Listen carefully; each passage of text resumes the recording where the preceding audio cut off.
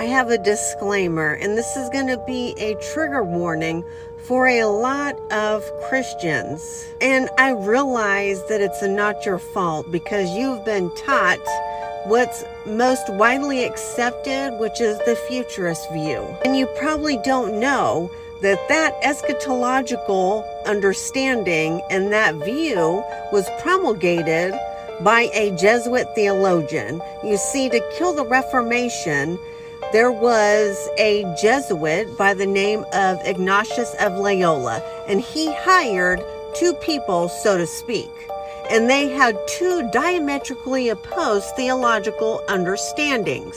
The first was Luis del Alcázar, and he was the preterist. Then you had Francisco Ribera, who was the futurist.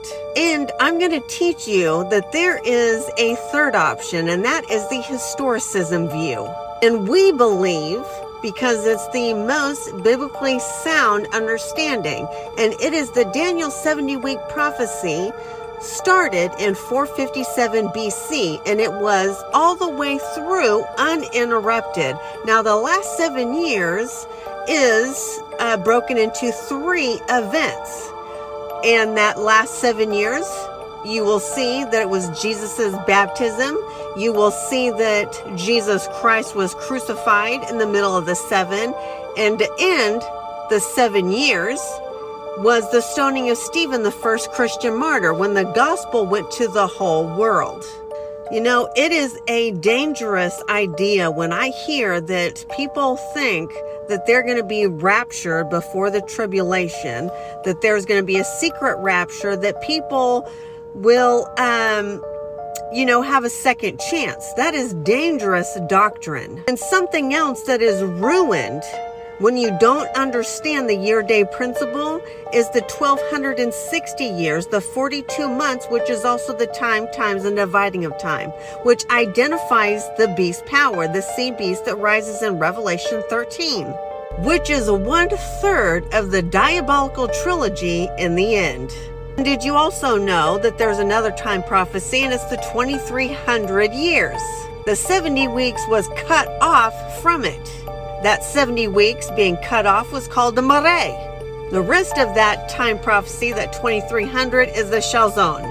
And I can assure you, Satan does not want you to understand it, because judgment starts at the house of God. Yes, we need to be prepared for the clouds to part, that every eye will see Jesus coming. He will resurrect the dead in Christ, and they will rise together with the alive. And we will then, it's at this point that we go to heaven for the 1,000 years, which is the millennium. And it's at this point that the books are open. And blessed are those who take part in the first resurrection, when Jesus comes to get his people. You see, because when Jesus comes again after the 1,000 years, he's coming to bring New Jerusalem down. And it's at this point, you see, when Jesus does come the first time, or it's actually the second coming, but when he comes and he has already judged his people, his jewels are already made up for his kingdom. And the wicked are crying out for the rocks to fall on them. Satan is going to be bound to this earth and not be able to tempt anyone for the millennium. Jesus is coming and bringing New Jerusalem down. This is at the point where Satan receives his punishment, and also the punishment for all of his followers who chose. You see, this is their choice, because we all have a choice. It's free will. Yes, to an extent, be rapture ready, because there's going to be judgment. When Jesus comes, he's going to execute judgment to his righteous.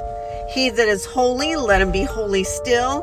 He that is righteous, let him be righteous still, etc., etc. And don't we all just want to be ready for the King to come and to go home?